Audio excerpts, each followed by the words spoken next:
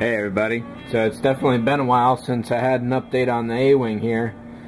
Basically I was waiting for a couple things to come in. One of them is these awesome new guns. The first edition here, well, the best you can say about them is they were a bit limp. And guns simply shouldn't wobble around like that. This version here is made off of aluminum tubes. One in the upper arm, one in the main body, and then actually in the connector piece here too, that's another piece. Now originally these inserts here were just small shallow depressions of a circular nature in the body. So basically they just didn't fit exactly the way they needed to. So I took out a drill bit of a semi-appropriate size and just went straight in, and once I broke through, I realized that this gun was still a little too loose, so I went looking through my stock of aluminum tubes and came across one that fit perfectly there and also happened to be the exact diameter there. So both sides of the guns are really nice and tight. They'll pretty much sit in whatever position they go in. This one is really nice and tight right now. And if it does loosen up, like this one is a little loose in this area here, I can just put another coat of paint on that and that'll stiffen it up again. Or even put a drop of glue on this arm here, let that solidify, and then actually put this in here. So I'm really psyched about that. This is finally an A-Wing, pretty much. Up to now it had just been a basic kind of spaceship looking thing, but the guns, that definitely brings it into A-Wing status. So I just got to put those on and the whole body is pretty much complete, apart from these parts here. So there's two of these, and they go right behind that, right on top of that white wall there. And there's some really phenomenal detail here if it's going to show up at all. So Ian Lawrence worked on these after the kit was already in distribution, and these fit like a charm. It would have been better if I had put them in before I actually closed all this up, but I've been able to squeeze them in, and what I decided was that it would be better to paint these first, the final colors, and then actually glue them in place, or at least close to the final colors. So like over here on this side, the way I assembled the body was kind of half-assed to a degree, and this upper half here actually sits further out than the bottom half there. So once I actually get this in, that's going to need a little bit of spot putty, but I also have to do a paint scheme for this area too. Which brings me up to another point on finishing this, is that this area, the radiators in here, these bits, the guns themselves, the back cockpit wall there, and all the way back on this area hasn't been painted at all.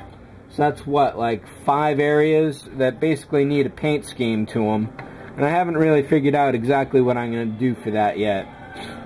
Probably, I may even leave like these back pieces. This is a basic green that I've got on the rest of the body.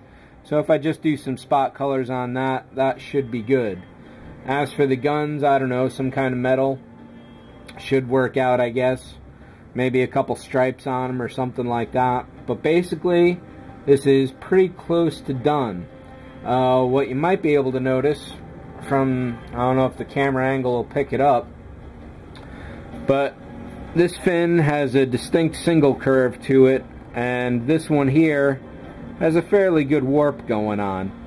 So I had actually, this wing had a similar bow to this one here. I tried to fix it with some heat and some cold, but that actually is what gave it the extra warp going on. So my idea now is to maybe sandwich this between 2 pieces of thin wood, not quite balsa, but something a little better than that. Clamp it down really tight, heat it up, and then freeze it, and hopefully the wing will be straightened out. I had tried using the heat gun on this, and I blistered up all the paint. Fortunately, it went back down fairly well, but I'm sure some permanent damage was done, and I just haven't done anything like touching the paint at all, because I don't want to piss it off or anything. So Other than that, these two bottom fins are in pretty good shape, but clearly this top one here has a bit of a curve in there. And then this guy just has a total warp on two of its axes. All three of its axes, actually. Now that I'm looking at this, I could probably use some kind of paint scheme on the inside of the engines here and probably the rims. And I will be lighting this up soon, so you will be able to see the engines fully lit again. It's definitely been a while since I did that. And speaking of lighting it up, when I had drilled into this side and this side here, the drill bit basically jumped in a bit. So I'm hoping that I didn't damage any of the wires inside. It's unlikely. What probably happened is that the drill bit went into the body. If it hit a wire, it would have pushed it before coming back. The wires aren't fixed in any kind of position. They are kind of loose. It may have even hit fiber, and it still would have hopefully just shoved it out of the way.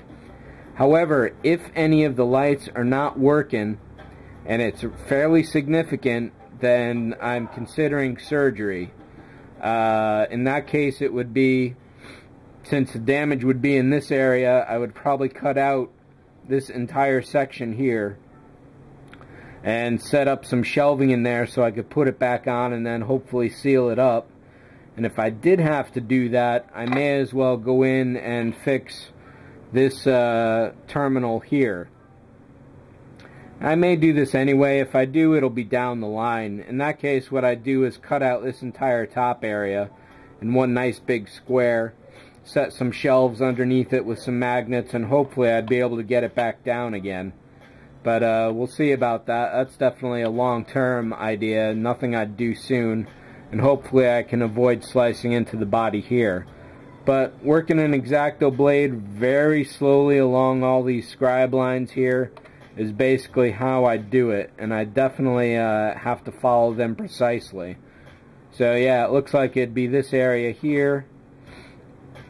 Maybe, well, no, going out to there would definitely be too dangerous. Or maybe you can see it better down here. Yeah, this is too far. This is probably far enough, hopefully. And again, hopefully I won't have to do that at all. It would really be, it'd be a good learning experience, but it would be really painful at the same time.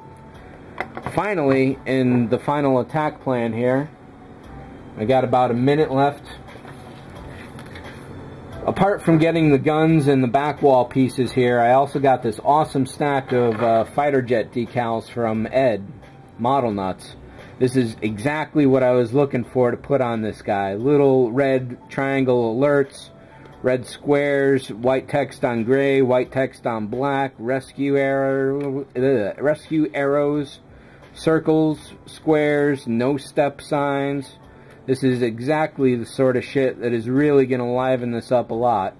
Obviously, I can't use any of the, United States stuff. However, on these guys here, I could actually use these on my US satellite from the 2001 film. But jet intakes, exhaust danger, eject arrows, this is exactly the shit. So, I'm totally psyched about this. And of course, some X-Wing here, but I won't be using those, obviously. So definitely some good stuff coming up on here. I'll probably catch up with you after some of the painting is done. There's really no point in filming any of that. It's just regular old painting. Lots of boring shit going on. And yeah, so maybe we'll catch up on the decal session and we'll see from that. So that's it for now. Thanks a lot for watching. I'm really psyched this is finally about done. So take care. See ya.